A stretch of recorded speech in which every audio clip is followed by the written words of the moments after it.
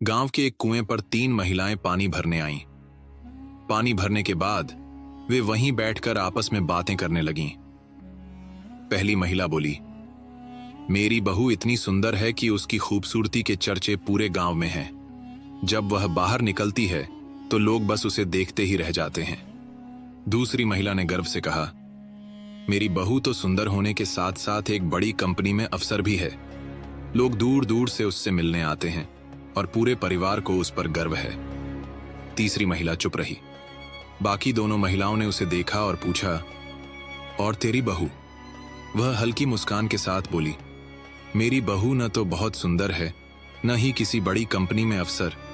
वह तो बस एक साधारण लड़की है। तीनों ने अपने अपने मटके उठाए और घर की ओर चल पड़ी। रास्ते में पहली महिला की बहू मिली। महिला गर्व से बोली, देखो, मेरी बहू आ रही है, कितनी सुंदर है।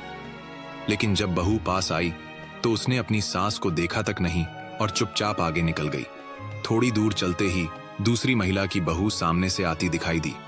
महिला ने उत्साह से कहा, देखो, मेरी बहू आ रही है, कितने ठाठ हैं इसके। आखिर अफसर जो है।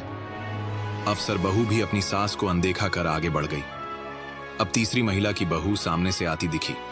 तीसरी महिला कुछ बोल पाती उससे पहले ही उसकी बहू बोली, माँ जी, लाओ मटका मुझे दे दो, आप थक गई होंगी। यह देखकर बाकी दोनों महिलाएं हैरान रह गईं।